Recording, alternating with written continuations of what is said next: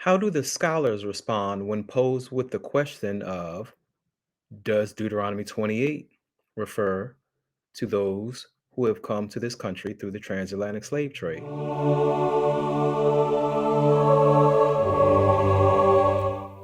Welcome to Reclaiming My Identity, where faith, history, and truth come together.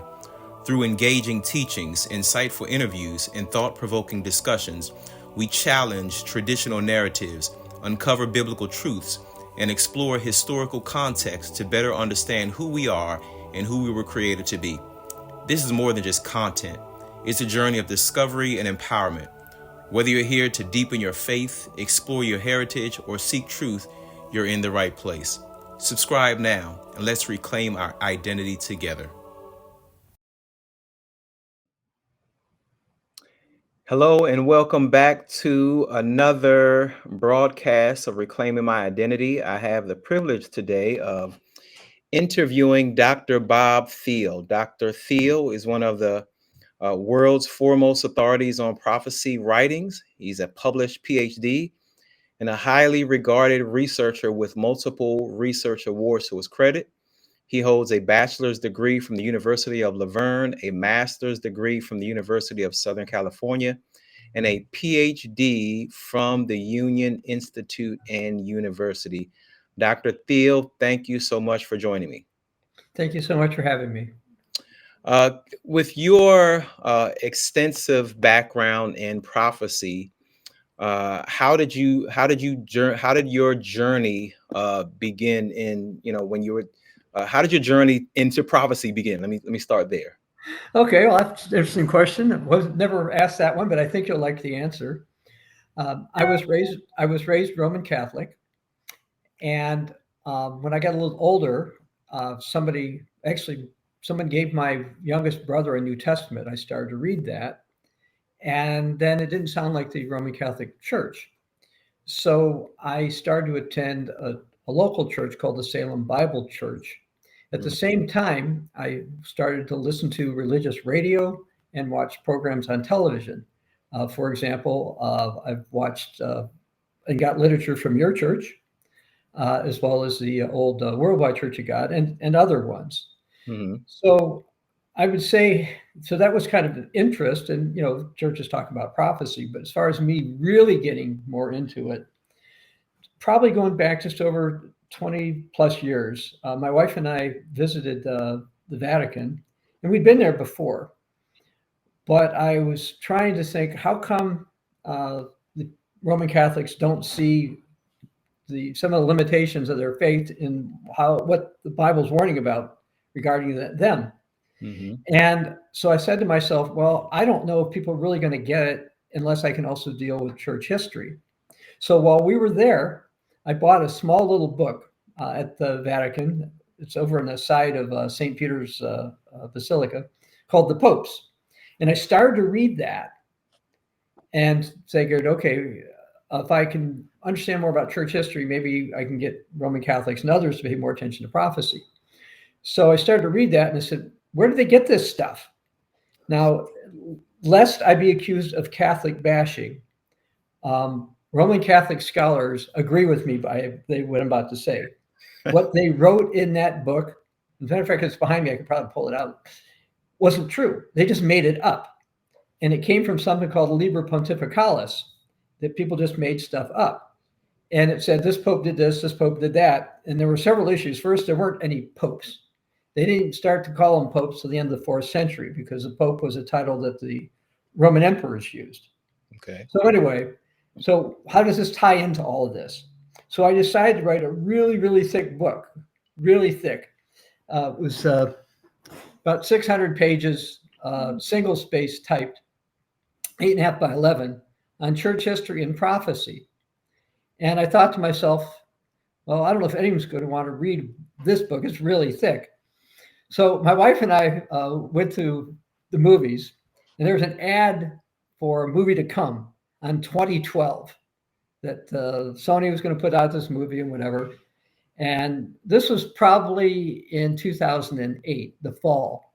And the movie was supposed to come out in like January or something. I thought, okay, whatever. Well, we go to the movies again, this time in January. So this is 2009, I guess. And then they say the movie isn't coming out until around Thanksgiving.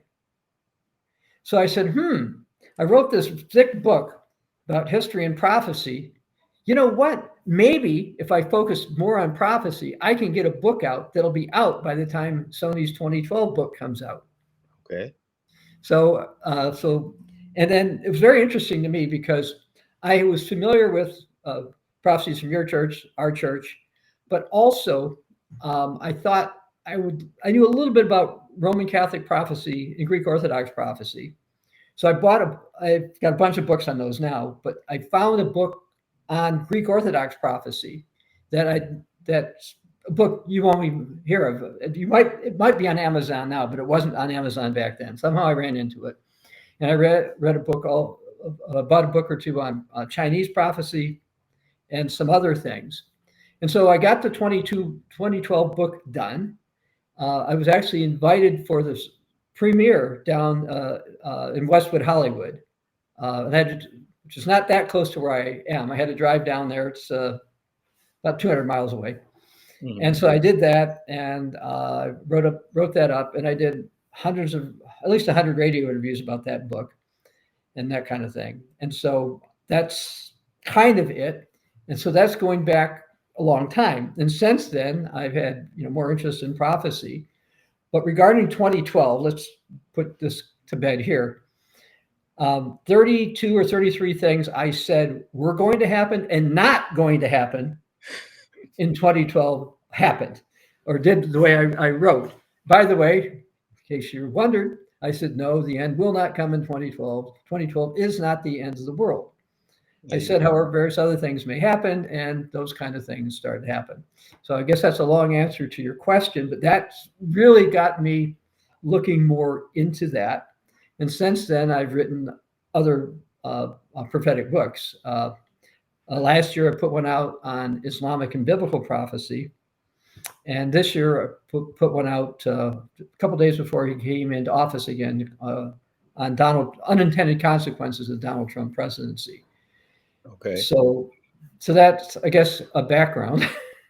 So the book, the most recent one you said is called Unintended Consequences of Donald Trump?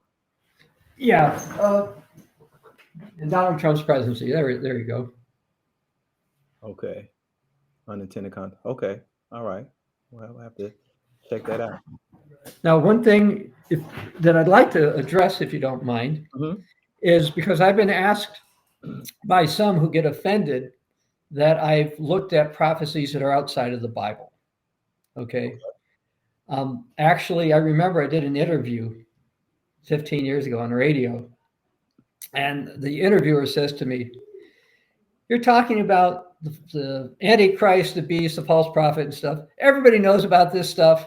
And so, they're all going to see this coming. And, what do you have to say about this? Like, why should anybody pay attention to anything you've written about this?" I said, well, the reality is most people won't know what's happening. Mm-hmm. She said, well, what do you mean? I said, well, there's some prophecies from the Tang dynasty in China from 6th to 9th century AD. And it says things like, beautiful people come from the West. Well, what's west of China? Well, Europe is west of China. Then here's another one. China now has a saint, but he's not that good of a person. Well, China's was mostly atheistic. They don't really have saints. So I said, I think there's a Chinese prophecy looking forward to the rise of the beast and the false prophet. Okay. So that's in Chinese literature. Now, there's billion and a half Chinese, about 1.5 billion Chinese. All right. India. Now, this one's kind of funny because of Donald Trump. Now, when I originally talked about this, Donald Trump wasn't an issue, but I'll talk about this in just a moment. There's Hindu prophecies about somebody who's going to rise up called the Bhagwan Kalki. Okay. And people are supposed to take up arms to support this guy. And he's supposed to arrive 2026, 2027, maybe later, whatever, depending on which Hindu source you take a look at. All right. Well, he doesn't necessarily have to be an Indian or a Hindu. And the part that gets strange about this is that a political leader in India, back when Trump was running for president the first time, or right after he became president, somewhere around 2016, 2017, said that Donald Trump could be the Bhagwan Kalki. Now I'm thinking, well, that's interesting because Trump is not Indian, he's not Hindu, okay? Doesn't look like them, doesn't talk like them.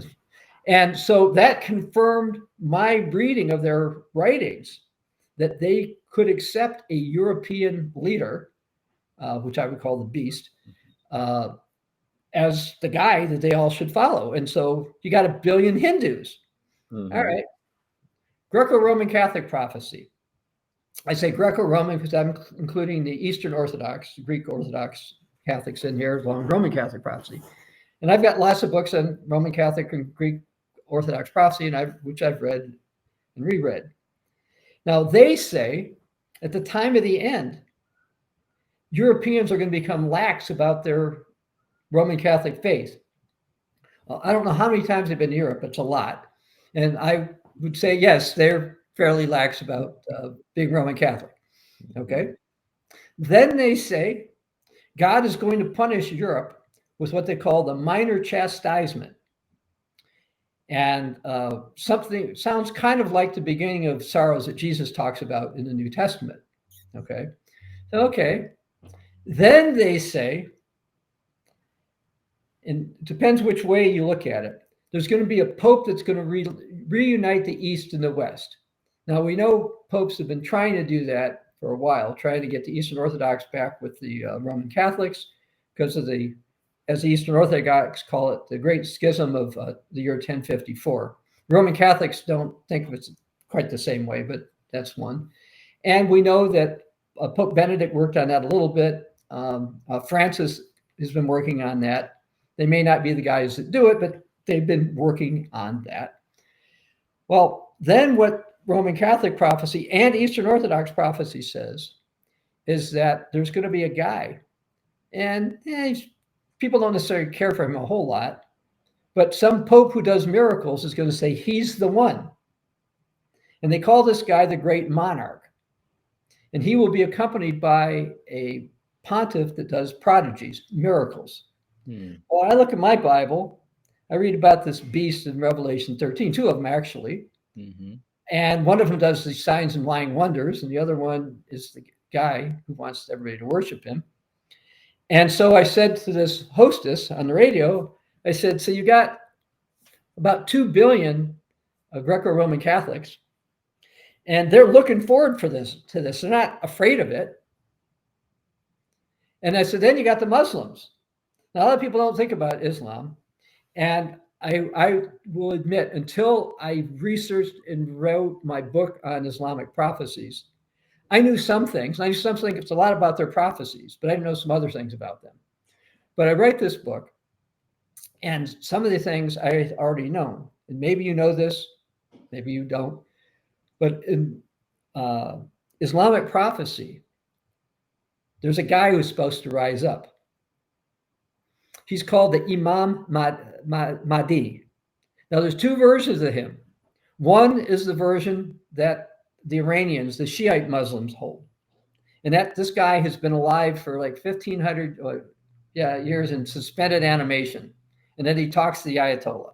That's one view of it. I don't quite accept that, but that's one view.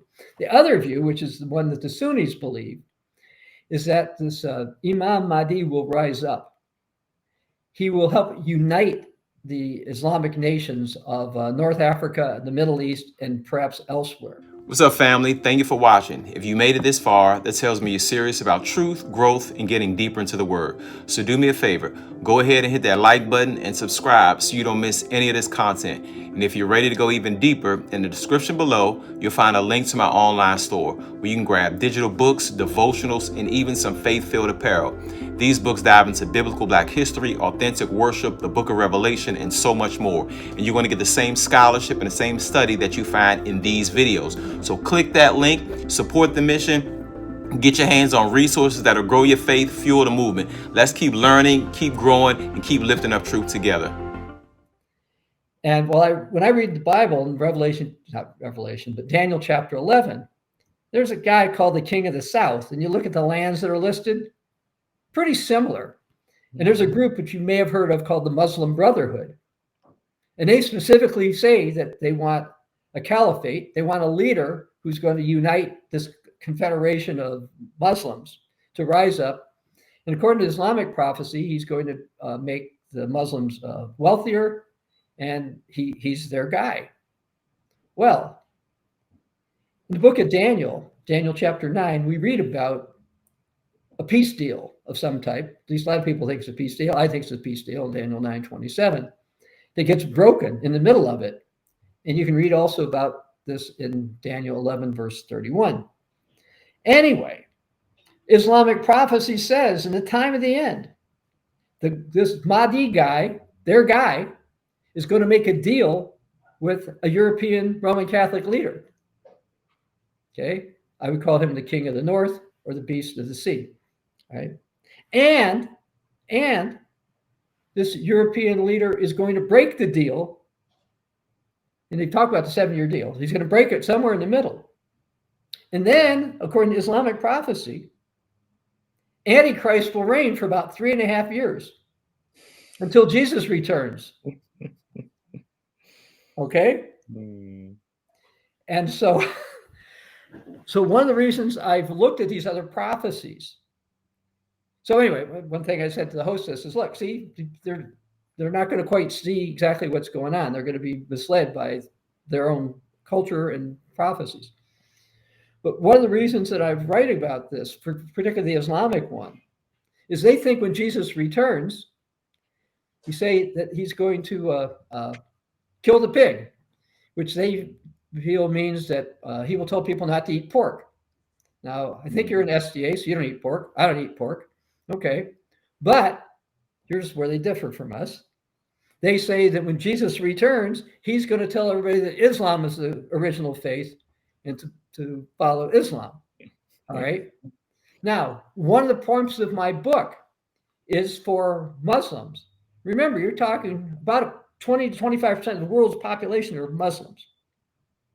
Is that when Jesus returns, and he isn't Muslim, that my hope and prayer is that Muslims who will have been familiar with my book by that time will realize that, they had some misunderstandings and they should accept Jesus as the Messiah. So that's part of the purpose of that book. The Apostle Paul said, if the Jews become the Jews, the Greeks to Greeks, try to become all things to all men, by which we can save some. Mm-hmm. So that's one of the reasons why I've looked at these other prophecies, but also to point out to people in these faiths, look, you've got some things that are the opposite of what the Bible says. Okay. You're not really supposed to support the beast. Okay. Around killing people and do all this kind of stuff. Mm-hmm. So anyway, that's maybe more than you want to know about some of the background, but that's one of the reasons I've looked at other prophecies, not because I believe them above Bible prophecy, but the Apostle Paul said, we're not ignorant of Satan's devices. And I believe that for centuries, since at least the 4th century, Satan or his demons have been inspiring Greco-Roman seers to look for certain things so that when the end comes, they'll say, oh no, this is a good guy. Our prophets, our saints have said this guy is going to rise up. Yeah, he isn't that good of a person, but we've got to give, we've got all this stuff. That's good stuff. That's good information. We're going to have to, we're going to have to do a part 2 because I want us to unpack all of that. I want us to unpack all of that. That was good. That was good. But I want us to narrow it down a little bit. Sure. And let's focus on, we are looking at this prophecy of Deuteronomy 28. When you consider the prophecies of Moses, especially, the Torah, the first 5 books, how relevant do you think passages like Deuteronomy 28 are to us today? I think they're massively important because basically what they say is if you obey God, you get these blessings, and you don't, you get these cursings. Mm-hmm. The old Radio Church of God, by the way, taught that a lot of these cursings are going to happen to the places like the United States during the Great Tribulation. Mhm. And we also see some of these things that are in that prophecy, as well as, by the way, you could say Leviticus 26 is kind of a companion prophecy because some of the things are very similar. And for example, it talks about one of the blessings is that you'll lend to many nations, and you'll be their head. You'll be the head. Well, until the United States went around legalizing abortion, the United States was a net creditor nation. People owed the United States money. From then till present, we become a debtor nation. And the Bible in chapter 28 of Deuteronomy specifically says that if you don't obey God, the alien will rise up farther and farther among you. He will lend to you. You will not lend to him. He will be the head and you'll be the tail. So those are some things that are in there. There's also prophecies about pestilence. And COVID wasn't it, by the way. COVID, I think, was kind of a pre-thing to warn us, actually, the types of things that governments would put in place. As you are aware, in the United States, for example, bars and strip clubs were open, but they tried to shut down churches. We have a lot of churches in Africa, by the way. They were raided by police a couple of times. They broke up our Sabbath services I think 2 weeks in a row, and then afterwards everything was okay. And so I see when I saw COVID, it's not the pestilence per se that Jesus was talking about, and something that, for example, to go along with the ride of the fourth horseman of the apocalypse. But I think it told us or kind of warned us of the kinds of things that we're going to see from governments.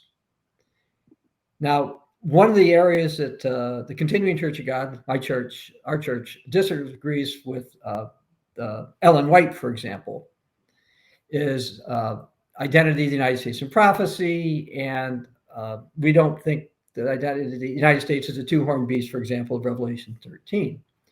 But we do believe that the United States received various blessings because of promises that God made through Jacob. If you've been blessed by this content I've been sharing, I want to personally invite you to partner with me on Patreon.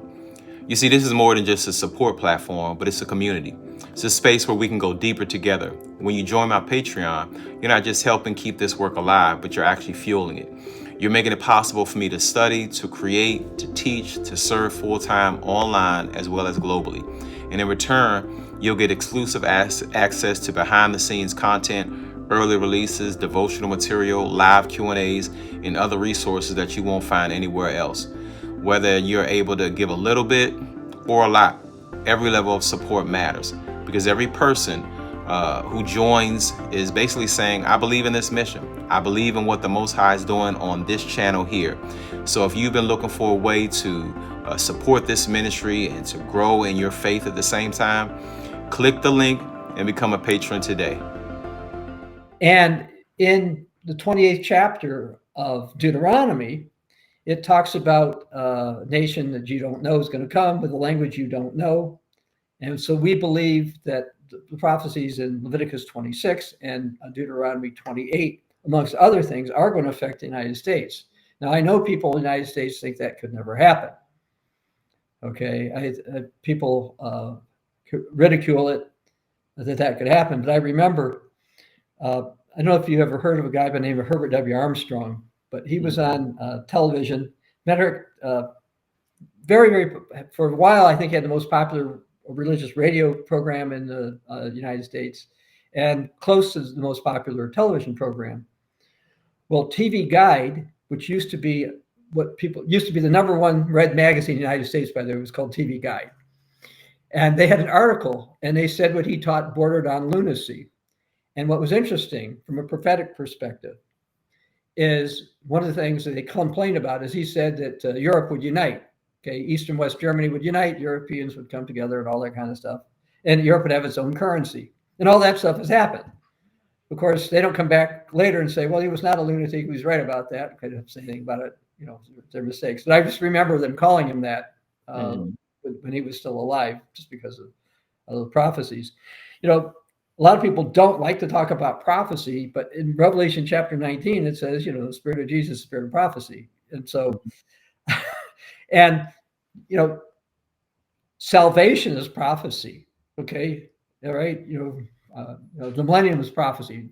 A lot of people, when they think of prophecy, only think of doom and gloom. But in Deuteronomy 28, see, God gives you a prophecy. Look, if you'll do this, this, this, this, this, and this, I will bless you. This will be good. This will be this will be good. As opposed to something else. Then he says, "Oh, if you will not obey me, you turn to idols and you do these things, you'll be cursed in the field, cursed in here, et cetera, et cetera." And in the U.S., we are setting ourselves up for those curses. Now, I know some believe that Donald Trump is some type of a messiah and is going to prevent all this stuff. And it is true, he has made a few statements that are positive. I believe that men and women are different. As a scientist, by the way, people who try to argue about being non-binary are ignoring the facts of biology. Okay, you and I have XY chromosomes. Women have XX chromosomes. Okay, I don't care what parts they cut up, change, bust, redo the face, change the hair, put makeup, whatever hormones, whatever. Yeah. Take the blood. Guess what? Doesn't change it. Yeah. Okay. Yeah. So I think it's great that Donald Trump has slowed down some of this.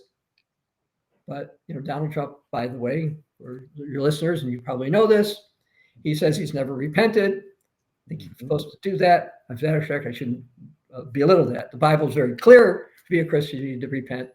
He says he's never done such a thing. But again, not everything he does is good. Not everything he does is bad. But he's not the savior of the United States. Specifically, getting to Deuteronomy 28, talks about borrowing more money.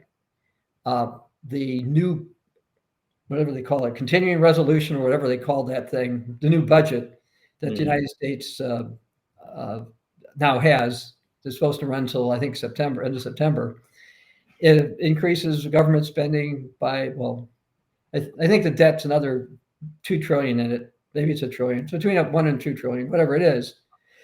And I remember I did an interview when Donald Trump became president. He'd only been president for like three months.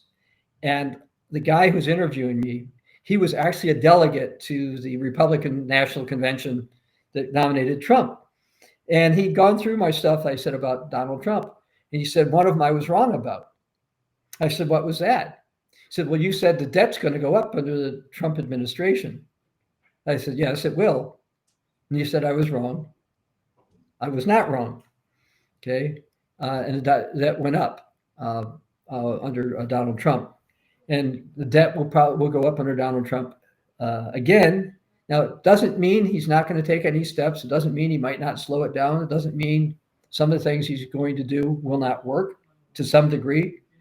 Some of the things he says are, let's say, extreme exaggerations on how he's going to fix certain things. But no, as a person who's been in this country, my life, I do think we should take a look at making tariffs more equal. Why should the Europeans put 25% tariffs on our cars and we put 7 or 8% on theirs? Similarly, he's talked about that. I think things like that are logical. On the other hand, some of the things are not. He could cause more financial problems or economic problems than perhaps he'll resolve. Yeah.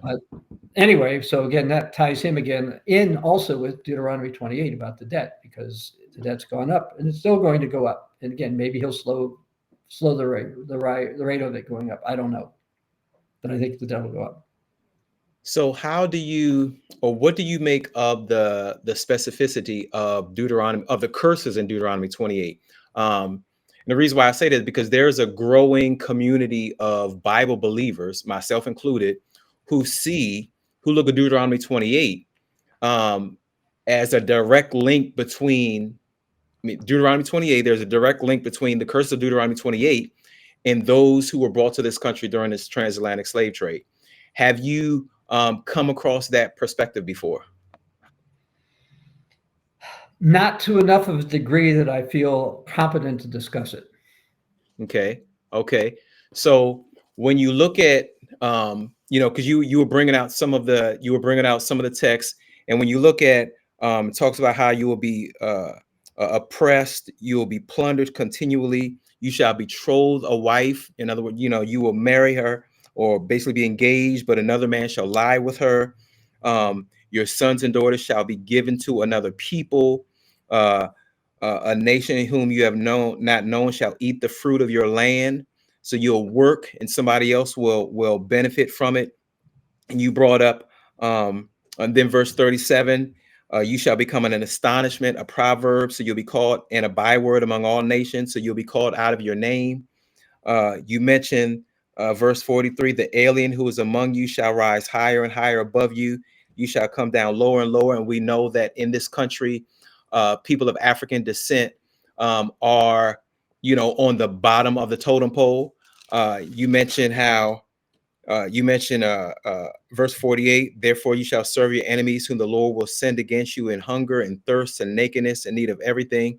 He will put a yoke of iron on your neck until he has destroyed you. When you look up a yoke of iron, it's a black man with, you mentioned 49, the Lord will bring a nation against you from afar, from the end of the earth, as swift as the eagle flies, a nation whose language you will not understand. And so we know that that was not referring to Egypt, because it could not have been, Egypt was not, they had already come out of Egypt by this time. So it could not have been Egypt. Assyria also was where they would go into bondage. And so we know it could not have been Syria because that was not a nation from afar. Which nation do we know? You're a Bible prophecy expert. So which nation is represented by eagle? We know America.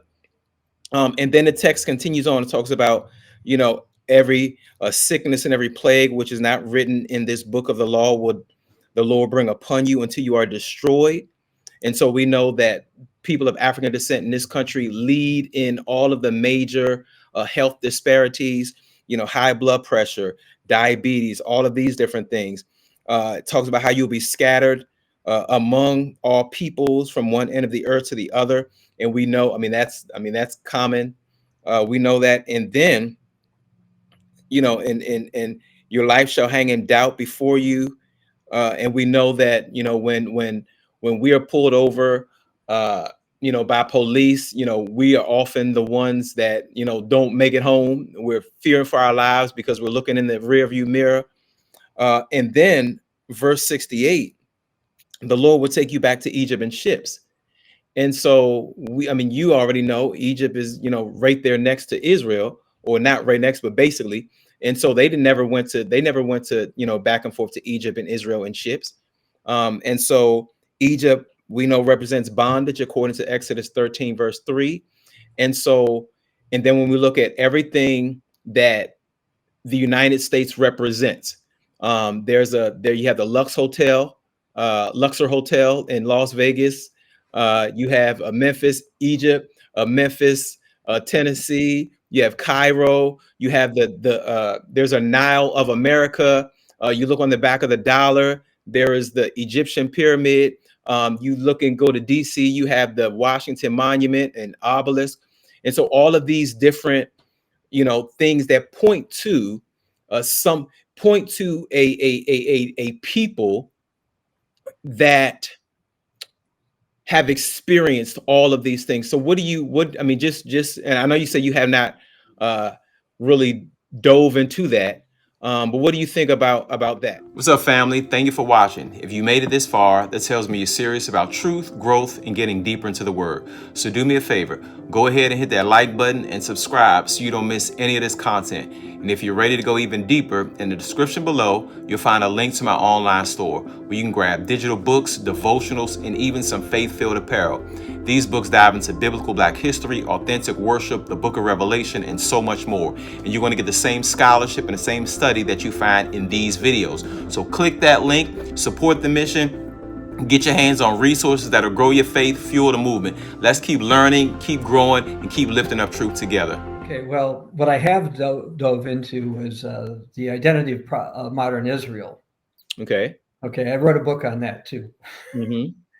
Okay, so let's see if I can bring this in a few different pieces.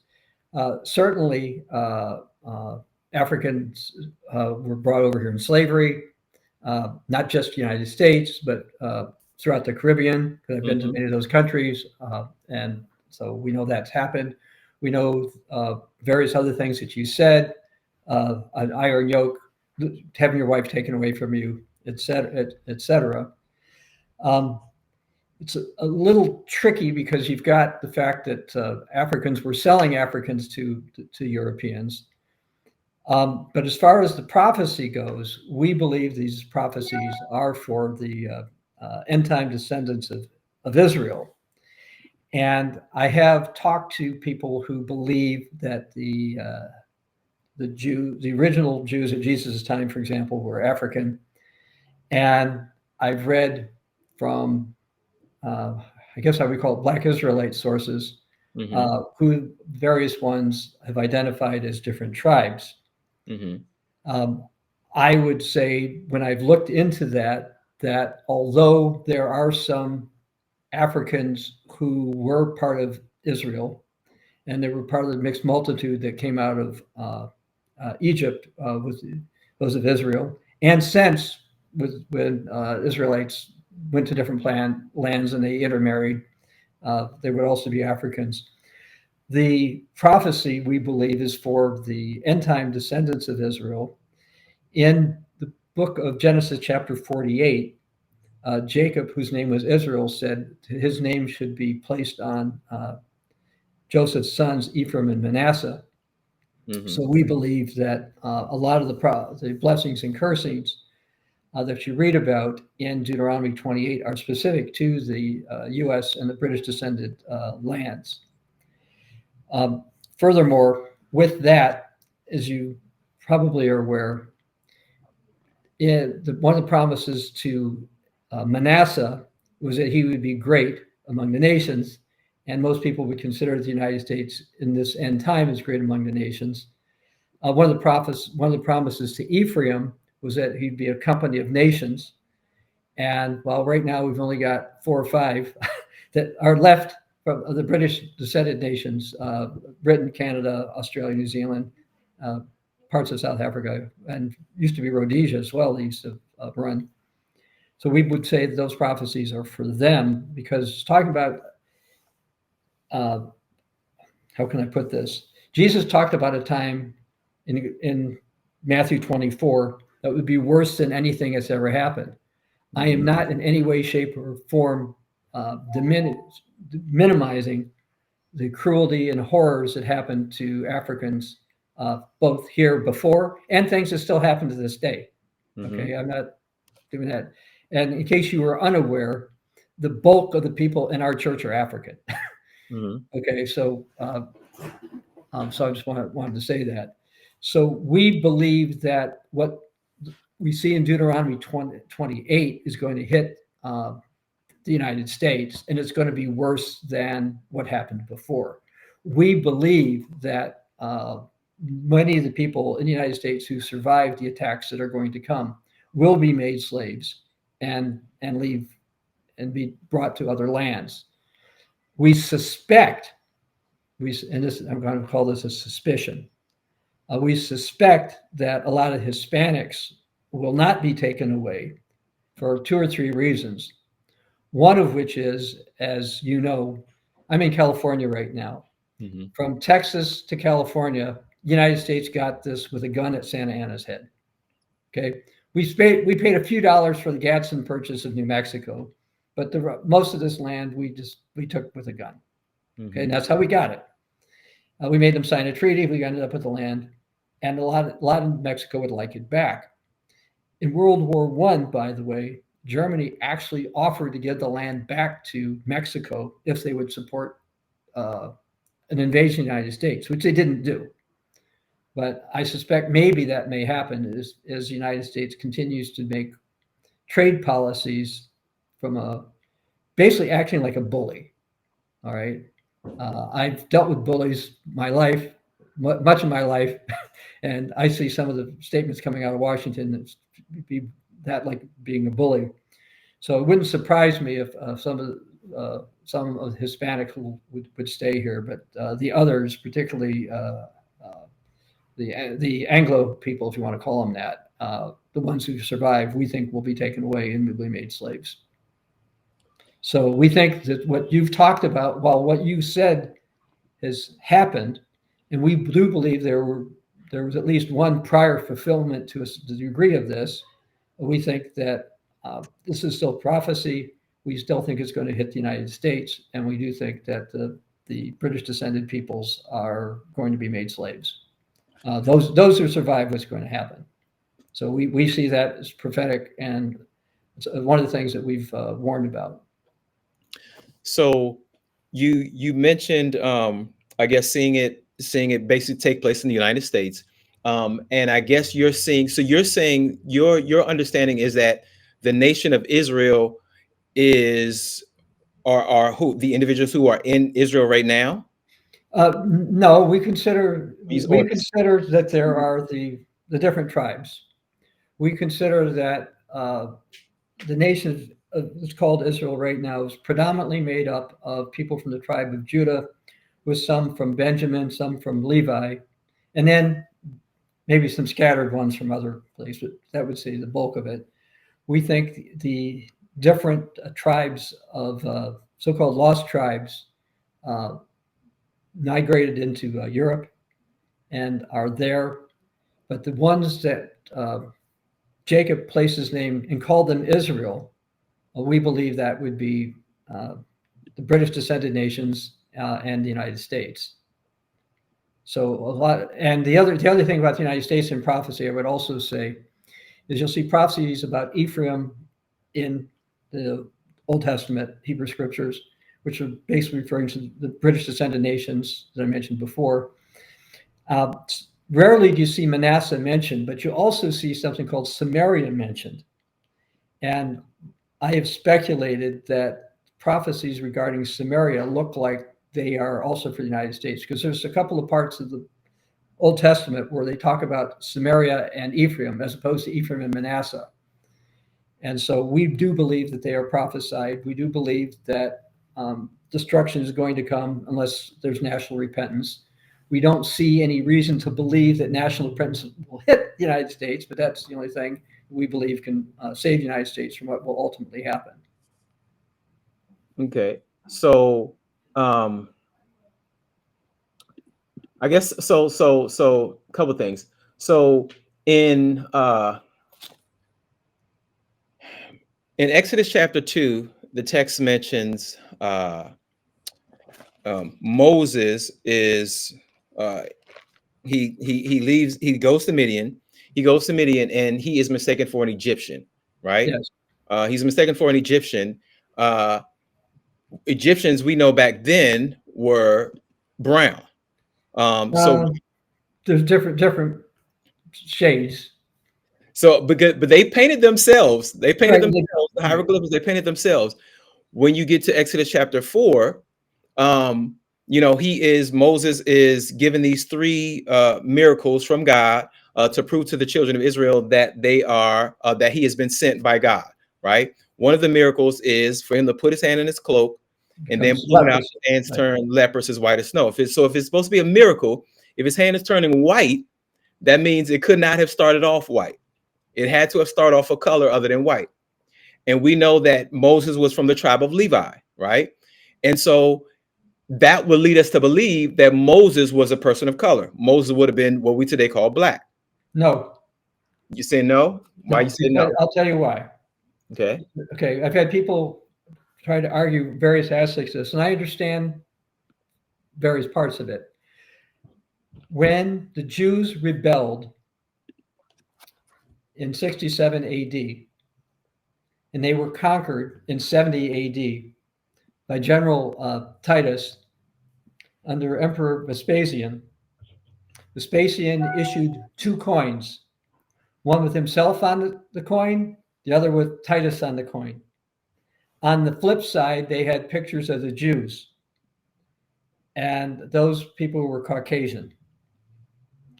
Now, it doesn't mean they may not be slightly dark in terms of skin.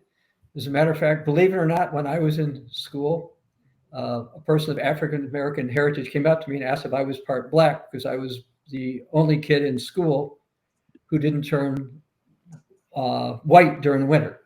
Okay, all right. I was from Michigan. I was unique until he asked me if I was part black. I never actually thought about it. Okay, it was kind of an interesting thing to me. Mm-hmm. But when I've looked at the evidence, again, the closest thing we have to a picture of what they actually look like would have been the coins that the Romans made. And those people were not what we would call Africans. Okay. So I'm going to ask you to tell me what you think of. You're a scholar, so I'm going to ask you what you think of these resources. So let's see. Let's see if you can. Let me try to. Web. Let's see. Let me try to make it bigger. Uh-oh. Can you see that? Yes, I can see it. It says this is one from West African countries. It says, well, might a writer in the African Times, when writing on the subject of black, the original color of the white race, finish his article with the following addenda. The Isthmus of Suez plays an important part in the history of Africa and the Ethiopian race. Ancient mythology has proved that through it, extensive migratory movements took place several thousand years ago from Asia Minor to Africa. From a little study of the ethnology of the language of the Western Africa and the Hebrew tongue, one is voluntarily brought to trace out a similarity in one of them to that of the tribes which, from disobedience to the will of God, were dispersed, and the greatest number of them possibly went to Africa. I mean, the lost tribes of Israel. If the rites and ceremonies of the religion of the tribes bordering on the banks of the Niger River be closely examined and compared with the religion of the Hebrews at the earliest period, if the Igbo language with all its corruptions, are you familiar with the Igbo? Of course you are. Well, only that I have a book in it. So the Igbo is a tribe in Nigeria. Yeah, no, I that part I think I knew, but I actually one of my booklet on the Gospel of the Kingdom of God has been translated into that language amongst others. Okay. Go ahead. So it says, with all of its corruptions, be compared with that of the Hebrews, and if the peculiar disposition of the Hebrew tribes, as detailed in Scripture, and that of the Igbos be properly investigated, there will be a priori reasons for a serious inquiry whether the Igbo tribe, which is but a branch of the Gala tribe in the interior, is the offspring of the lost tribes of Israel, driven down from Central Africa and forced to cross the eastern or Bainu branch of the Niger by Mohammedan fanaticism. So that's one. That's one. All right. I'm gonna give you two more. All right. Let's see. Because I want to get your feedback on this. Is that the right one? That's the one I just showed you. All right. Let's see.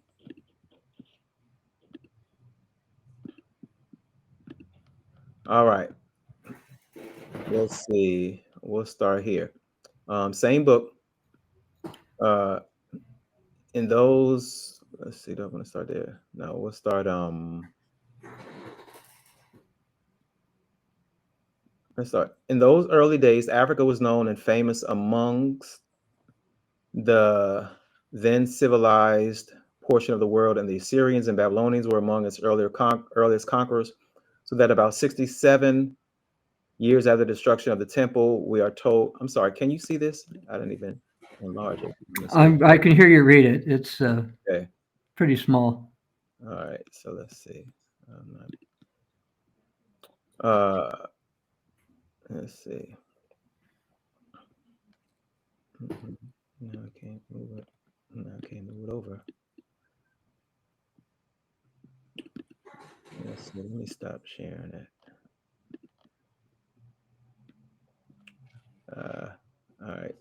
go. I don't know why it's not moving over. All right, so let me come out of there.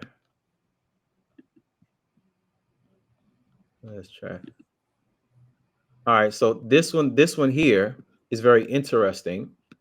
Come back to the other one. This is interesting because this is coming from the State Department's website. Okay, State Department's website. I'll try to enlarge this. This is the a message to memorandum for the President Henry Kissinger. All right, and I'm It's reading from Henry Kissinger? to Henry Kissinger. Oh, okay. Mm-hmm. So somebody wrote Henry Kissinger.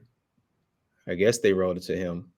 Let's see. So this is the Biafra. Are you familiar with Biafra? Actually, yes. I actually, when I used to collect coins and stuff, and I actually have a Biafran piece of currency Wow. in this little thing. Okay, I interesting. bought this at risk of saying I'm a lot older than you. I bought this over 50 years ago. Oh, have mercy. Have mercy. Okay. Have mercy. Well, you asked me if I knew anything about it, and yes, I remember doing Yes. that. And I haven't looked at it in a long time, but I'm sure I have it someplace.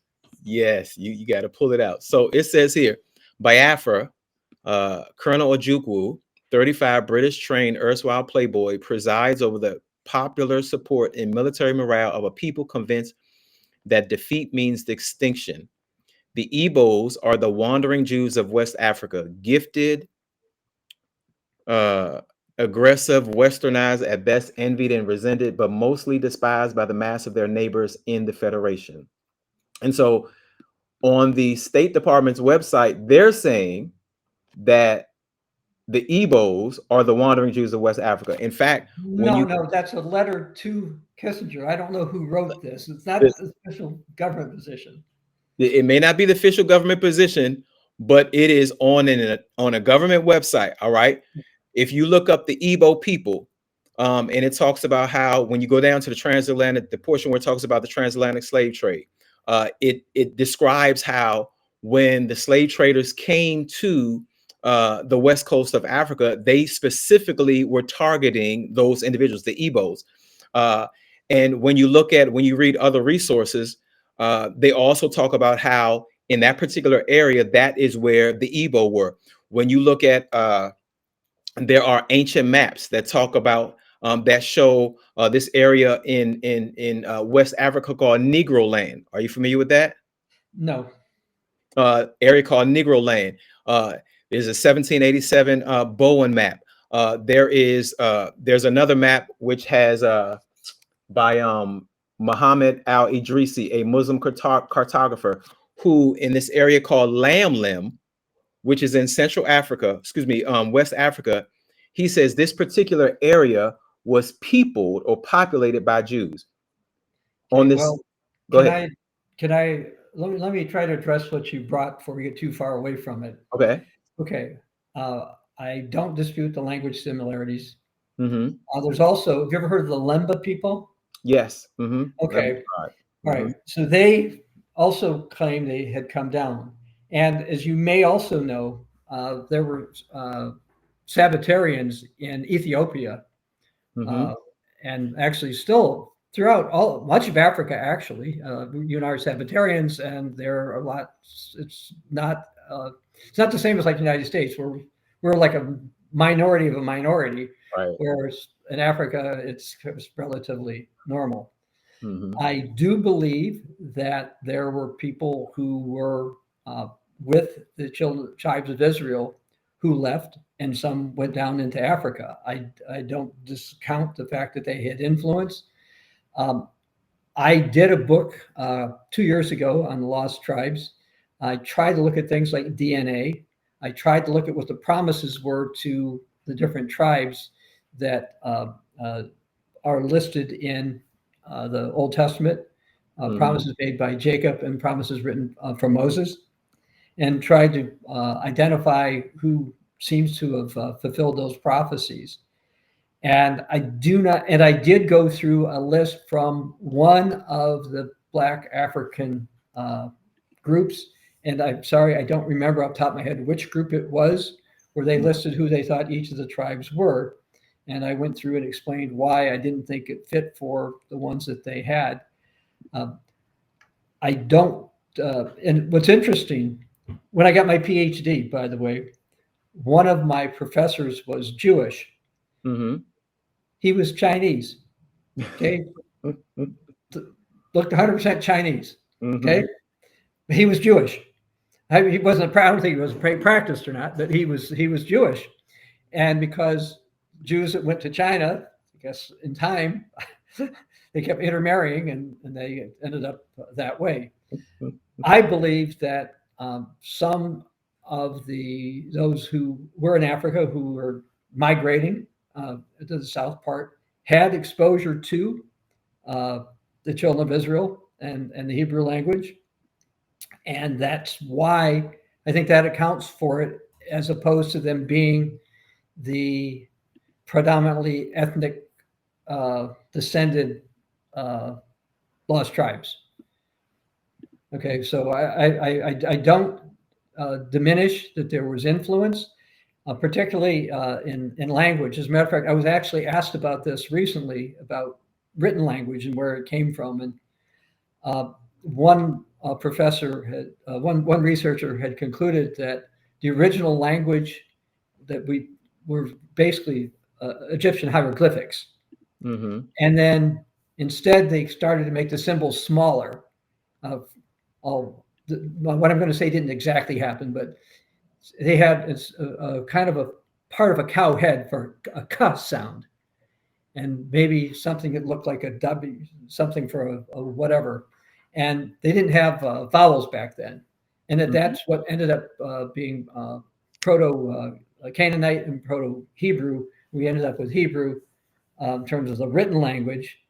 And that would have influenced other areas as well. Now in Africa, there weren't as many written languages, but I do believe that having exposure to the tribes of Israel, particularly when the time was for a while during the reign of Solomon, when it was a much wealthier place, and that would motivate trade.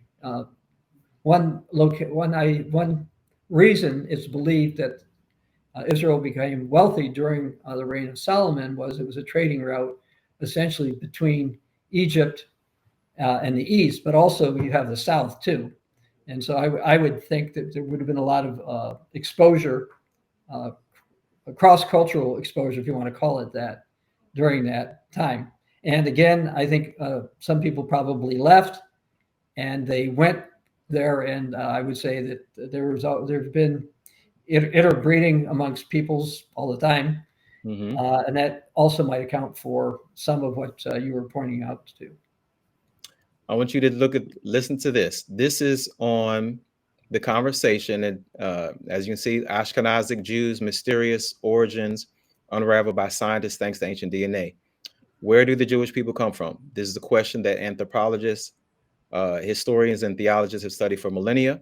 According to mythology, the Judeans descended from three patriarchs, Abraham, Isaac, and Jacob, who are buried in the cave of the patriarchs in Hebron, a Palestinian city. Buried alongside them are said to be Adam and Eve and the four matriarchs. The cave has never been excavated.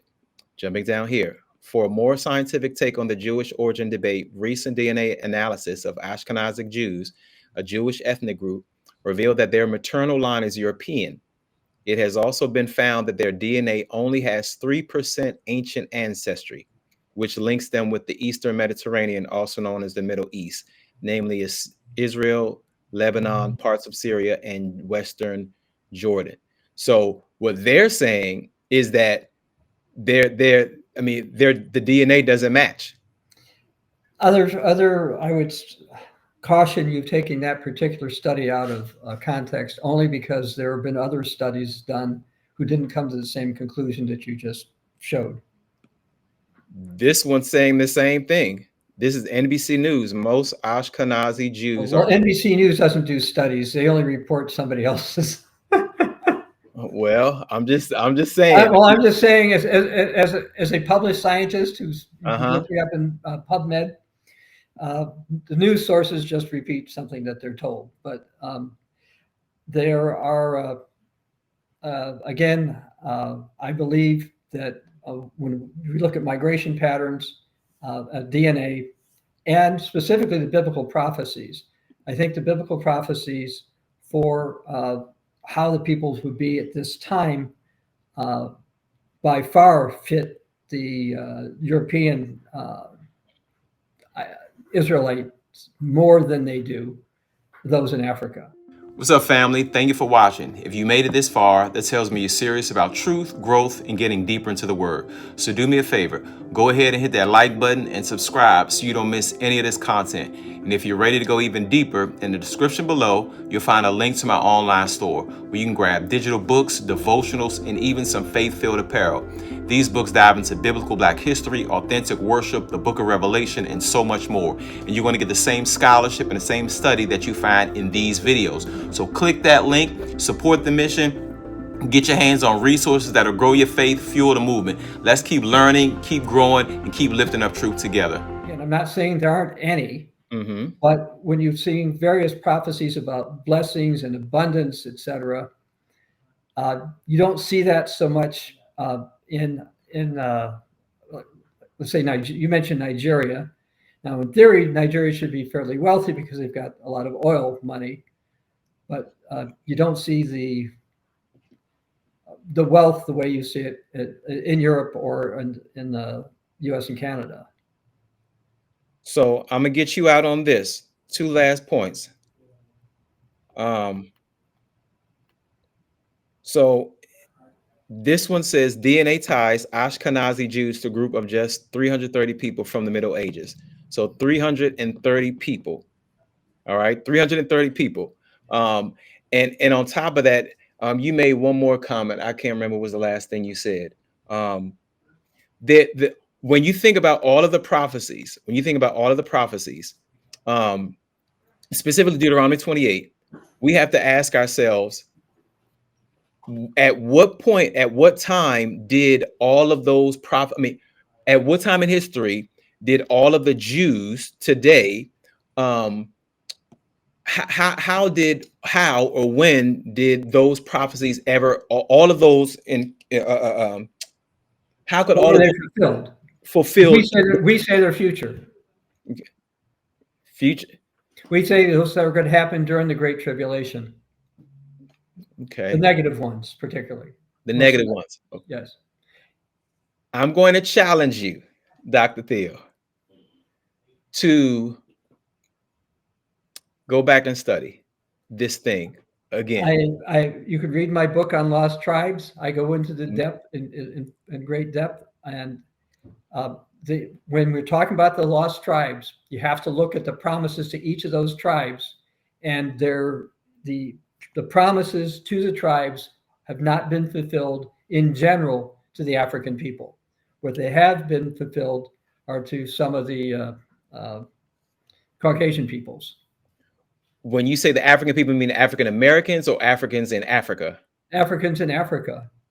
Oh, so that's okay. Maybe that's where we're seeing the difference. So, you think that all the lost tribes are the Africans in the United States? No. I believe that the tribe of Judah is who came to the United States. Okay. So that's what I believe, the tribe of Judah. Yeah, but again, that doesn't agree with what the Romans did when they built the commemorative coins to their conquering in 70 AD. Those people were not African. You would think they would have made African-looking people on their coins if the ones they had just conquered they looked like Africans, but they didn't. I'm just going by what I see in history. So in history, the coins are real. They were made made by the Romans. Those are pictures of the people at that time, and that demonstrates that they were not predominantly of African heritage, ethnicity. So, and who made these coins? The Romans, showing people that they conquered. So if you look up the Elamites, right, and you look at what those individuals look like, those individuals, of course, Elam is a descendant of Shem, right? A son of Shem. And so Elam was not a Caucasian. He was not a Caucasian. You know, and I know that you have the Shem is the father of what we say the Hebrews, right? Abraham come from that lineage. Ham is the father of what we today call the Africans or black people, and Japheth is the father of those of Europeans because his descendants would inhabit the area that we today call Europe. No, I wouldn't agree with you on several of the things you just said. We would say most of the descendants of Japheth are the Asian peoples. They were, if you read in the 10th chapter of the book of Genesis, it talks about them being the people on the coastlands, the Gentile coastlands. And so I don't think that's a reference to Europe. I think that was a reference to China, Thailand, which I just came back from, by the way, and some of the other places over there. So, so Japheth, it mentions his descendants, right? It mentions his descendants in Genesis chapter 10. And his descendants in Genesis chapter 10, you have Gomer, who would be the founder of the Celts. You have Magog, which was Russia, Madai, which was the Medes, Javan was Greece, Tubal was Spain, Meshach was Armenia, Ashkenaz, Germany. Okay, I wouldn't agree with you on 2/3 of what you just said. That's history. I mean, that's not something I came up with. Scholars are not going to agree with you on that. But now scholars aren't going to agree with me either. Just to let you know on the identities of the tribes. Okay, I don't want to belittle you that way. Yeah. But we believe that Japheth, if, and this is a big if let's say Noah was white for sake or Caucasian, and his children were that way, we believe that Ham married a woman who was what we call African today, or black, and one who's Oriental Asian, and that. So some of the descendants of Ham would have been white. Some of the descendants of Japheth would have been white. On the other hand, others would be different shades, from very light to darker, depending on where. And then, of course, there's always been intermarriage. There's been a comment that how a huge percentage of the population of the world is actually descended from Genghis Khan, by the way. I forgot what the number was, but apparently he was prolific in the women he took care of or raped or whatever it was. But as far but again, to talk about Japheth, that's a whole other topic, as well as with Ham and with Shem, because that's an whole part of it. Again, we've looked at it. In my book on Lost Tribes, I do talk a little bit about the African countries in African descent. I do talk about the Asian ones, and actually a book that I'm sort of working on right now is called Asia in Prophecy. I don't know when I'm going to get that one done. I did some research when I was in Thailand. There's an African that I know, by the way. He just emailed me this morning. He actually won a trip to China. And so I've asked him when he goes over there if he'll do a few things that will be helpful for some of the research that we're doing on Asia in prophecy. And I have mentioned Africa in various prophecies, by the way, in several of my books, but I haven't done a book specifically on that one. But the fact that I used African prophecies in that 2012 book that I was telling you about a long time ago, at the beginning of this today, that was actually very interesting to people in Kenya, because I had quoted a prophet of the Lua people from about 100 years or so ago. And we have a lot of Lua now with us.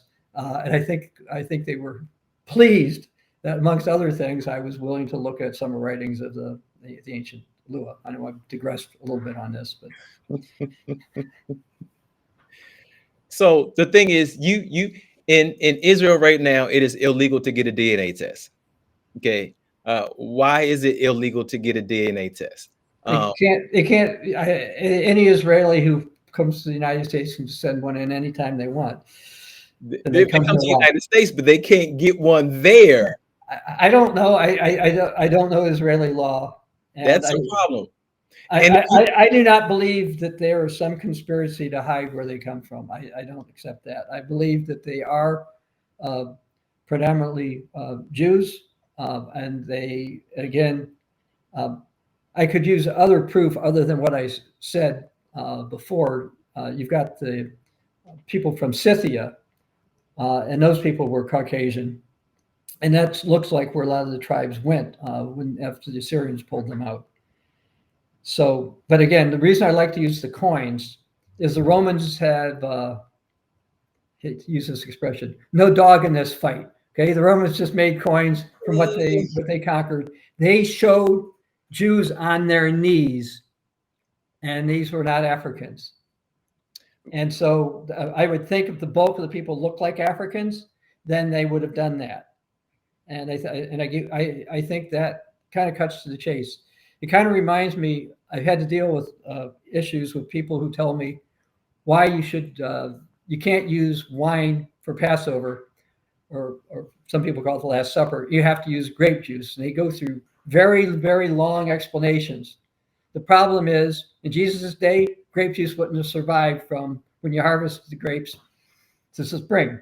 So, and that's the same thing I'm trying to say here. There can be all kinds of ideas, but the reality is the coins help demonstrate or prove that no, the bulk of the people there at that time were Caucasian of some type. See, this is the thing, that you have the coins, right? Yes.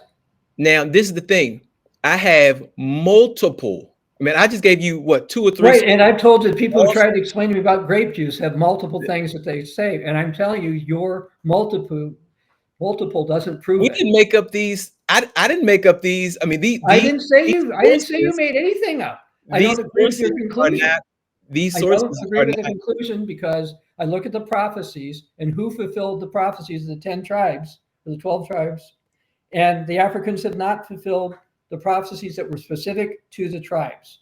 I'm not disagreeing with you that Africans did not have problems that you can read about in Deuteronomy 28, okay? But they do not fulfill the prophecies that were given by Jacob and Moses to the individual tribes. I've yet to see anything from what I call a Black Israelite group who's explained how those tribes, each one of them individually, was fulfilled. The prophecies were fulfilled. I haven't seen it. And so that's what I've said to you. And I would refer you to my book on the Lost Tribes, which, by the way, is free. Ebook. You go to ccog.org and you can read that, as well as any of your listeners, because I have it there. And it's on the Lost Tribes. And so there's other things. You see, what you put up was not proof. What you put up were some opinions of scholars, and that's fine. Scholars have opinions, okay? But that doesn't prove that those people fulfilled the prophecies of the Bible. And I don't believe they fulfilled the biblical prophecies. And again, I think the archaeological evidence is against the position that you're quoting people who are supporting. But again, I do agree that there were Africans who were involved with the tribes of Israel. And there's language similarities there. There's also language similarities in Ireland. Okay, I was in Ireland doing some research on all this stuff a long time ago, a couple of years ago, by the way. I'm not specifically talking about the language. I'm talking about all of these. So I have all of these different sources that say are not proof. All of them are saying the same thing. No, they're not. You're only those sources. You can find a bunch. I can give you more sources that say the opposite. Why would the sources say? Why would the sources say that people that look like me are the original children of Israel? Why would it? Why? I don't know the scholars. I don't know their backgrounds. I don't know their biases. I don't know why. Okay, but I'm telling you, if you read the prophecies in the Bible to the individual tribes, and those do not fit the African people. And then the DNA says that they don't. Other DNA tests don't come. In my book, I cite other DNA tests more than you showed on this part. I only gave you 2. Right. And I didn't pull my book out and try to read you all the ones I had either. But I'm telling you, we're missing the fact when we say what the Jews look like when they were conquered, they didn't look like you. They look You like have no evidence of that time period where you can actually show what they looked like other than these coins or perhaps vases or something, and they don't look like you. the all of the you are the only person that I've spoken to who is a theologian, a PhD, who has said, presented with the evidence and has said basically, no, I mean the that's wrong. I'm saying that those are opinions. None of those were opinions in some limited studies. I've read other studies that don't agree. Okay, I am a scientist, and so I know that people can show a variety of things, but it doesn't affect reality. And the reality is, if is that the people at the time of the first century who were Jews did not look like you. That is a fact. It doesn't matter what anybody else writes or says. Okay, it's like right now. Maybe I could find 1,000 people who say that you're not of African heritage. Obviously, you look like you're African. Mhm. Doesn't matter what they say, you still are what you are. And these coins prove exactly what there was back then. It doesn't matter what anyone else says, because that is what these people look like. Paul in Acts 21, 37 and 39 was mistaken for an Egyptian. Paul says, no, I'm a Jew from Tarsus. He was Correct. mistaken for an And Egyptian. the Egyptians were not black. That's what, when we No, think no, about, there were some Egyptians who were dark. But you talk about hieroglyphics. I've looked at those hieroglyphics. There the, are some that are shown as white, some that are shown as black, and most that are in between. the They ones were that not are, African. that's because they tried to white out the ones that were shown as black. See now when I point to archaeological evidence, then that doesn't count.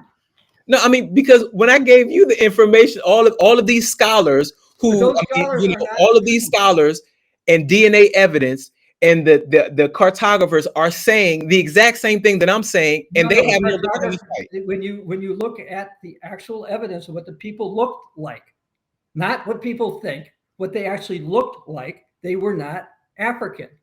There was a short period of time where there were black African pharaohs. It was a very short period of time, but they weren't most of the time. Scholars all know that. They were not Africans like you. They just were not. The Egyptians did not look like you.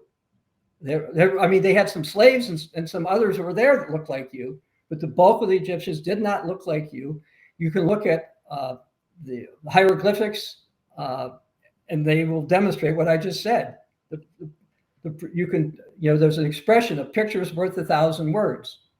And I keep telling you, the pictures demonstrate that they were not African. And I tan fairly easily.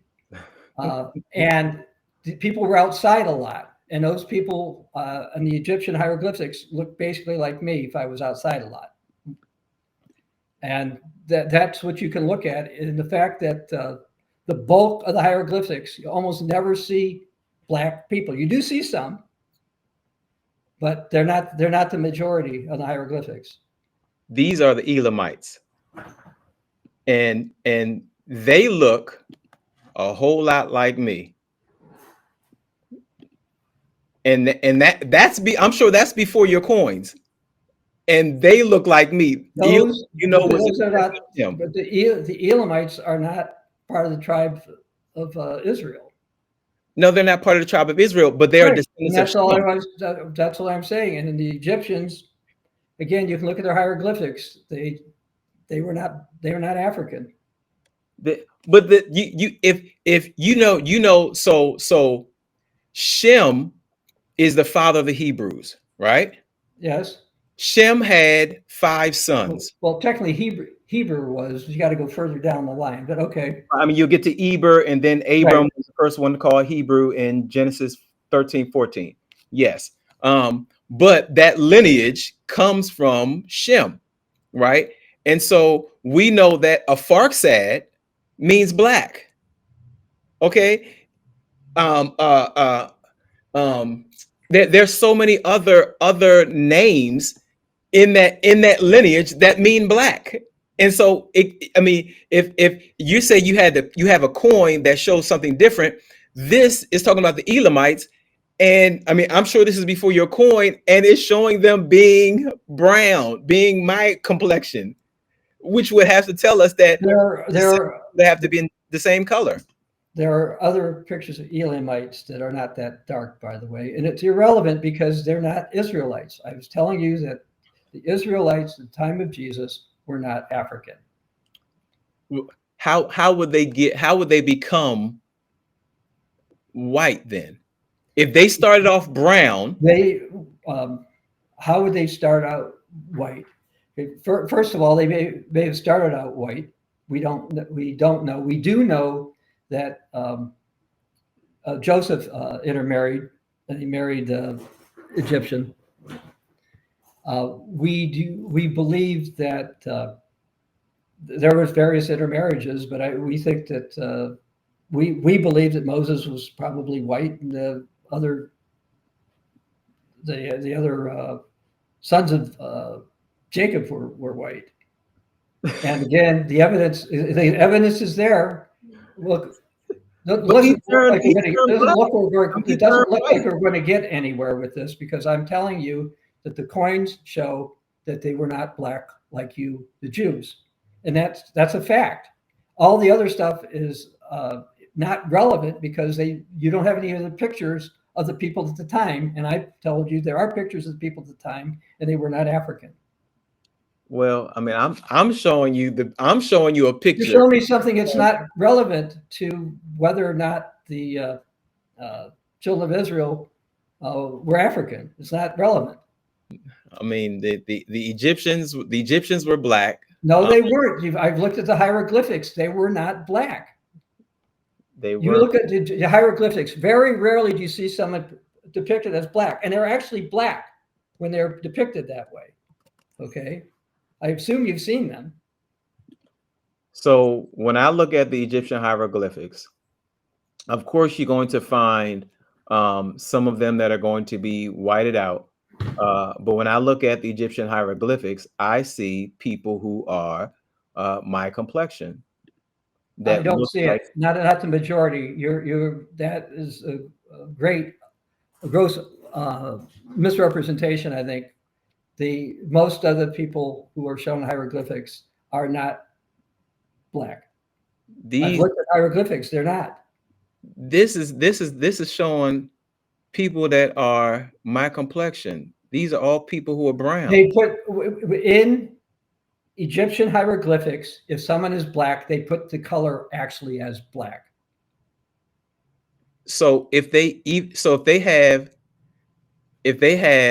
the color white. So here you have one. This person right here is obviously black. You can tell by the ears and the nose. Yes. And well, that was just a carving. That wasn't right. That was just a carving. So over here, these individuals are dark skinned.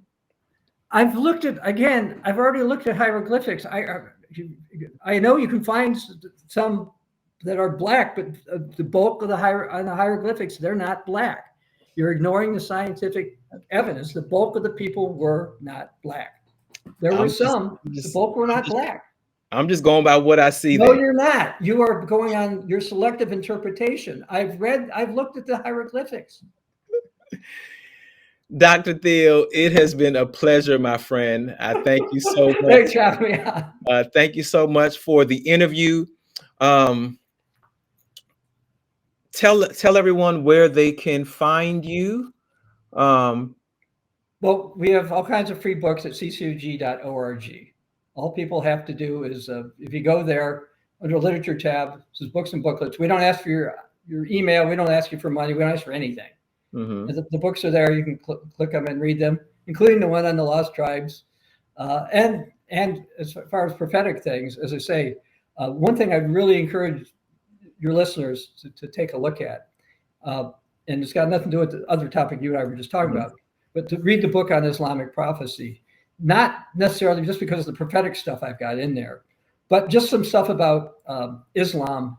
And what I found interesting there, in that book, again, it's free, is that similar to people who profess Christianity as well as Judaism, in Islam, they have a lot of traditions that they think came from the original that weren't there. And so that would be a reason people might want to read that, because I've talked to Muslims and they do not know what their original faith taught either, by the way. So just using that as another example. But again, I do have the book on the Lost Tribes. Anyway, thanks for having me on.